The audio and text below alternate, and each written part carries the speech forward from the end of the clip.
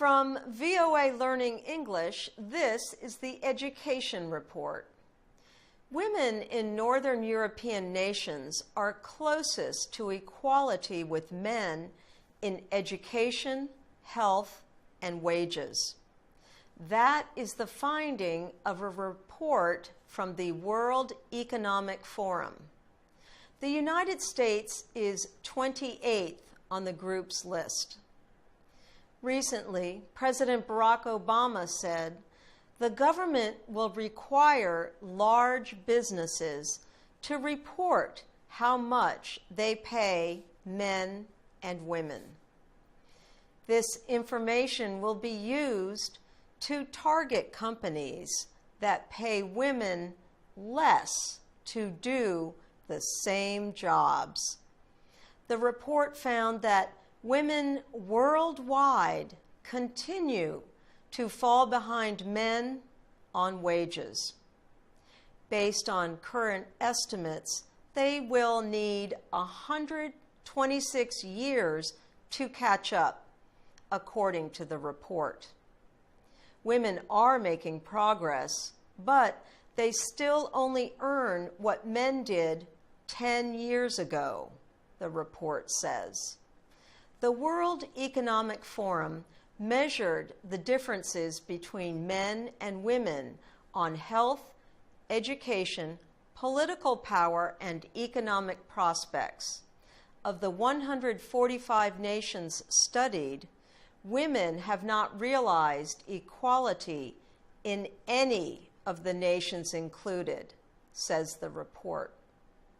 Women come closest to equality in 4 Northern European nations: Iceland, Norway, Finland, and Sweden. Ireland rated number 5 on the list. At the bottom of the ratings are Yemen, Pakistan, Syria, Chad, Iran, and Jordan. More women than men are attending colleges and universities in 97 nations, but women make up a majority of skilled workers in only 68 nations. Women control the majority of government and political positions in only 4. The World Economic Forum completed its survey in November. For VOA Learning English, I'm Ann Ball.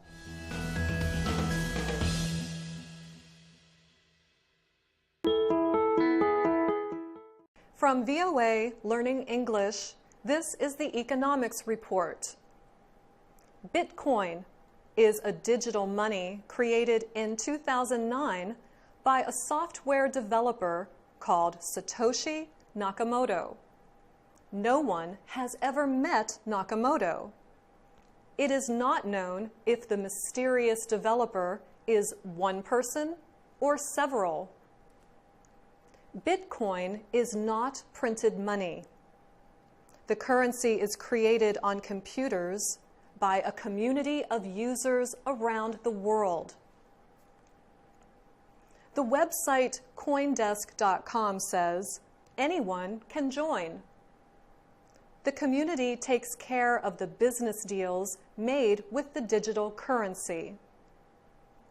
Bitcoins are stored in a digital wallet over the internet or on the user's computer. There is a limited number of Bitcoins. Nakamoto set up rules to limit the currency to 21 million Bitcoins, says CoinDesk.com. With Bitcoins, there are no banks or fees. Users do not provide their real names. Bitcoins are not taxed or governed.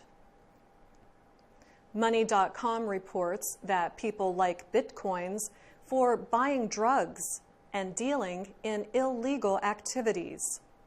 But Bitcoin has other supporters too. More and more legal businesses are accepting Bitcoins. Some people buy bitcoins as an investment. The online magazine Wired.com reported that the Bitcoin was worth about $434 as of January 6th. There are mobile apps to send Bitcoins.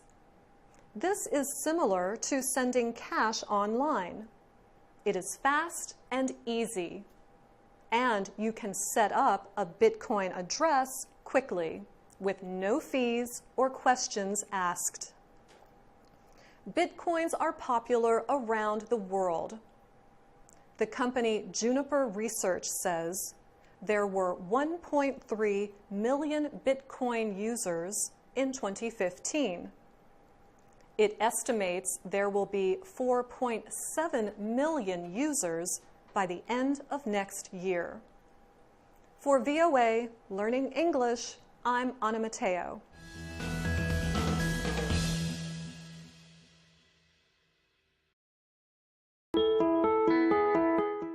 From VOA Learning English, this is the Health Report. Simple bandages are easy to use. They cover and protect wounds, giving them time to heal. Now, scientists say they are developing new kinds of bandages. They have begun adding small sensors to bandages, making them more sensitive. This is the technology used in popular wearable devices, such as smart watches and fitness trackers. Scientists are also making new materials called hydrogels. Hydrogels are similar to human skin. Researchers at the Massachusetts Institute of Technology have found a way to combine these two technologies. They created a stretchy material that is similar to human tissue. The new product has wires that lie in a Z-shaped design.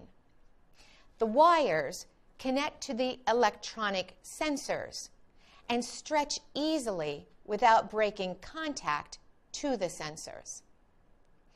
Zhenhe Zhao teaches mechanical engineering at MIT.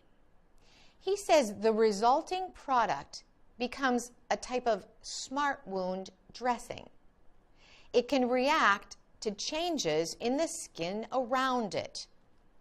For example, Zhao says if there is a sudden increase in temperature, a command will be sent. That command can control the delivery of a drug to a special location. LED lights in the bandage could warn patients and doctors about changes in the wound. Medication can quickly spread across the bandage through tiny passages. Researchers say the new material can be used both on the skin and inside the body. But it will be some time before these smart bandages reach the hospital or drugstores. For VOA Learning English, I'm Carolyn Prasuti.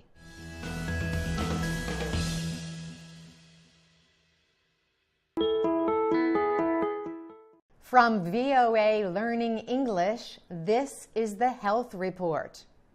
Researchers say they have identified a gene that can predict if you will have gray hair. The gene IRF4 was found and studied from the genetic codes of more than 6,300 people from Brazil, Colombia, Chile, Mexico, and Peru. The group included people of mixed European, Native American, and African ancestries. The IRF4 gene controls melanin production, which is responsible for the color of hair, skin, and eyes. Andres Ruiz Linares is a professor of human genetics at University College, London. He is the paper's lead author. He and his team identified a special gene found in about 15% of people with European ancestry. The people who carry this gene are more likely to have early gray hair. The researchers found that Native Americans do not carry this gene. The researchers say that gray hair is not influenced just by genetics. Stress or a terrible event can also contribute to a gray head of hair. The researchers say this study could be helpful to developers of hair care products. It could lead to treatments that may prevent or reverse the process that turns hair gray. The study also identified genes for other hair qualities. These included curly hair, beard, and eyebrow thickness. Ruiz Linares says linking genes to hair qualities is important. He says it could lead to better analysis of genetic information collected at crime scenes. The journal Nature Communications published the study. For VOA Learning English, I'm Carolyn Presutti.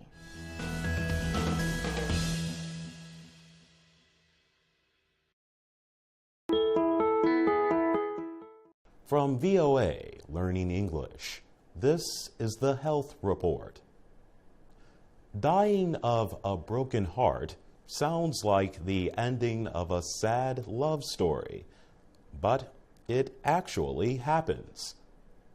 The broken heart syndrome usually affects people who have received very bad news. Broken heart syndrome is officially called Takotsubo syndrome, or TTS. It involves the sudden weakening of heart muscles. The signs of TTS are chest pain and shortness of breath. Although rare, it can lead to heart attacks and death. Recently, researchers discovered that even happy events can cause TTS. Christian Templin and Yelena Gadri are with University Hospital, Zurich. For 5 years, they and a team of researchers tracked 1,750 cases of TTS across 9 countries. The team found that emotional shocks caused TTS in 485 of those 1,750 cases. And within that group of 485, a total of 20 people could be said to have suffered from happy heart syndrome. The events that caused happy heart syndrome include a birthday party, a surprise celebration, and the birth of a grandchild. However, none of these cases of happy heart syndrome caused death. Gadri and her team published their findings in the European Heart Journal. They found that TTS affects mostly women. About 95% of the patients in both the broken heart and happy heart groups are women. Happy and sad life events are, of course, very different. Further studies are needed to figure out if both kinds of TTS events share the same pathway in the central nervous system. For VOA Learning English, I'm Jonathan Evans.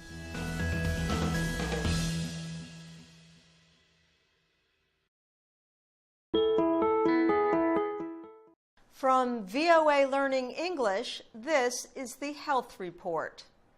The ancient Romans are known for military strength and political complexity, but the empire also developed a public sanitation system.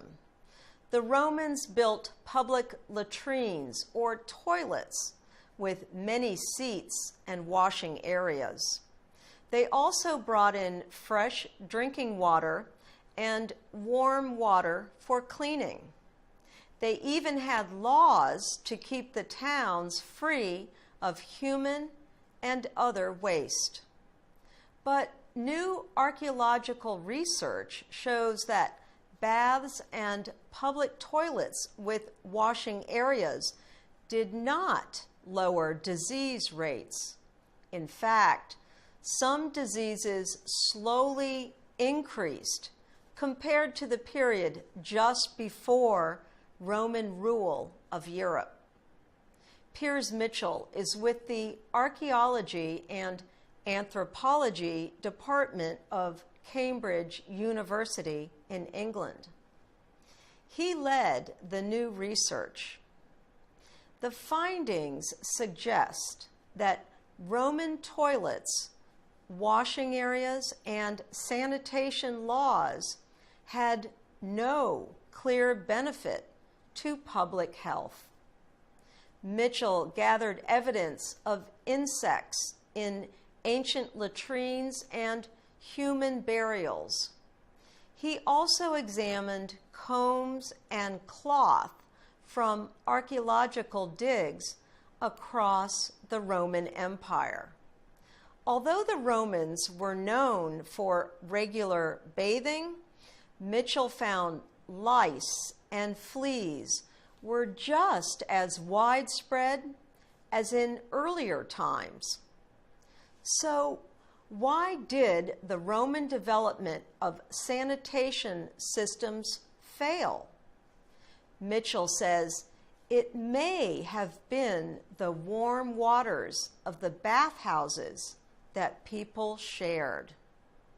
The waters were often not changed, and scum or a layer of human dirt would float on the top of the bathing water. He says there is an upside. It seems that while Roman sanitation may not have made people any healthier, they probably would have smelled better. For VOA Learning English, I'm Ann Ball.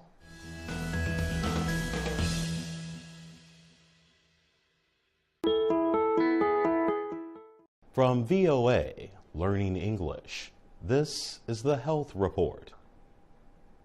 In the Saudi city of Jeddah, a group of athletes is urging women and girls to get out of their homes. The basketball players suggest that the women become active in public life. The group's members say they can do this by connecting sports to health issues. All of the players are women. Saudi Arabia is one of the richest countries in the Middle East. In many ways, it is very modern in terms of public health services and transportation. But activists say the country has a long way to go on women's rights. At an event in Jeddah for disabled boys and girls, female basketball players say that women's sports are becoming more popular. Men do not attend the games. The players wear head coverings and white uniforms that extend over their arms and legs. Players say women's rights in Saudi Arabia have come a long way in recent years. But they say many freedoms, like the right to drive a car, still seem far away. Last year, women in Saudi Arabia voted for the first time. 20 women were elected into local offices. Female athletes say they believe Saudi women's sports will be accepted in the same way someday. Deborah Parkwood is head of the Jeddah United basketball team. She says there are great female athletes in Saudi Arabia. She says the girls want to train harder, play harder, and compete for their country internationally. For now, players say local women's sports are having an immediate effect. They say it shows mothers the value of physical exercise for themselves and for their children. For VOA Learning English, I'm Jonathan Evans.